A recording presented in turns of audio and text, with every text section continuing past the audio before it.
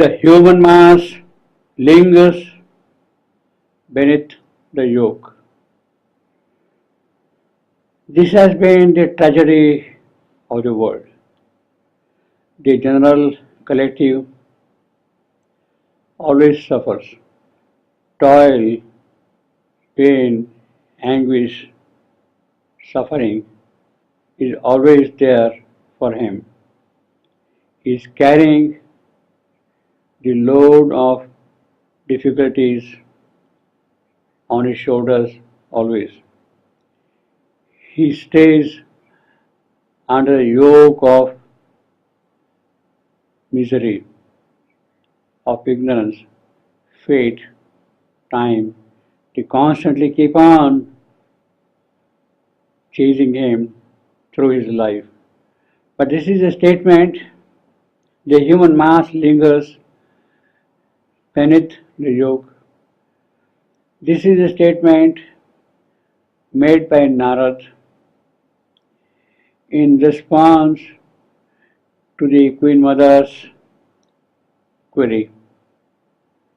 She was perturbed, she was full of anguish when Narad had made known the death of Satyavan 1 year after the marriage of Satyavan and Savitri. She was questioning the very wisdom of God. She was asking Narad whether it was his God who has created this miserable world. And in response to that, Narad is giving an elaborate answer. He tells Savitri's mother, look, the world Redeemer has been coming here from time to time. He accepts the human lot. He accepts human suffering. He accepts the difficulties of time and space, of ignorance and fate. He accepts them in order to remove those difficulties. He accepts all those difficulties. They whom he wants to save, that is the pity. He has come here, he accepts the difficulties, he wants to help mankind. But it is that very mankind which turns against him and becomes his enemy. He came to save them, they are turned into enemies. There is the long march of time, and what is won is very little. The only solution is in the divine power coming down here and accepting the burden of this creation, accepting in order to remove darkness, in order to bring a greater light to this world, to take away suffering by the bliss that does not suffer suffering. It is that bliss which has to come down here. It accepts suffering to remove suffering. There are happy ways near to God's Son. There are a few who follow those happy ways, those who follow the sunlit path.